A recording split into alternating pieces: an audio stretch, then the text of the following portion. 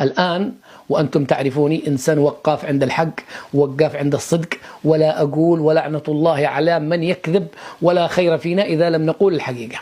روح بارك روح، قول الحق ولو كان مرا. ما كان انت تكذب ومنافق وبصح روح، معليش، لا خير في إنسان لا يقول الحقيقة. الآن ثبت بالأدلة القطعية أنه فعلا هناك استقواء مغربي بالكيان الصهيوني على الجزائر. يقولها بالمفتوح، نحن وقفنا ضد الجزائريين وهم يرددون هذا الفرية عندما كنا نعتبرها فرية، لكن المغاربة والسياسة المغربية نفسها أثبتت أن هناك استقواء مغربي على جارتهم الجزائر. مش من عندي هذا الكلام، منكم أنتم كمغاربة، من سياسة بلدكم أنتم كمغاربة، مع كل احترامي وتقديري للإخوة المغاربة المعارضين للتطبيع والمعارضين لأن يروا أي صهيوني داخل بلادهم. بلادكم أكدت ما كانت تقوله الجزائر بغباء، بذكاء، بقصد، بدون قصد. الآن هذه الفرضية أصبحت حقيقة. المهم احنا خاطيناك، فاهم؟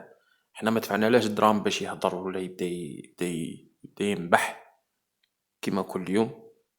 مي نتوما بعد هاد العفسة هادي عاودتو زدتو استقبلتوه وزدتو عطيتوه النساء تاعكم ويجو يسلمو عليه وديروا له الموسيقى وراك عارف حفلات وحيات المهم نتوما يعني ناس مازال ما فهمتكمش كيفاش مخدومين، مازال ما فهمتش لحد الان كيفاش تخمو وكيفاش مخدومين. الله يداوي الحال.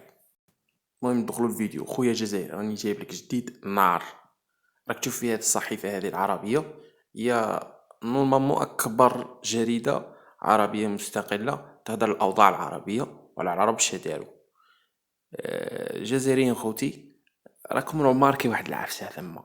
المهم اللي روماركا واحد العفسة يكتبها لنا في لي كومونتير. ما تنساوناش لي جيم خوتي، الله يحفظكم، وبارطاجوا الفيديو هذا صحيح. المهم ثاني عفسة واحدة أخرى بعد ما هضروا مع اديداس على الموروث الثقافي هذاك اللي قال لك خونوا الزليج وما داتهاش فيهم كاع الالمان، وما قالوا لهمش كاع بلي فوالا الزليج تاعكم، قالوا لهم زليج مغاربي تاع المغرب كومبلي، المغرب العربي. مي هما فهموها باللي تاع المروك. معليش، اياد الخطره عاودت شركه لاكوست جابت لهم جديد اللي كيما راكم تشوفوا فيه خوتي في هذه الفوطو. من بعد قال لك ودي في الشركه تاع لاكوست راه اعتذرت وخرجت اعتذار، وهي ما كاش منها، ما خرجتش كاع اعتذار. وكتروحوا تشوفوا في السيت تاع لاكوست تاع هذا التريكو تاع الخريطه تاع العالم، تلقاهم ما نحاوهاش. بون، بارك الله فيكم، كثروا لنا لي جيم، تهلاونا في الدعم.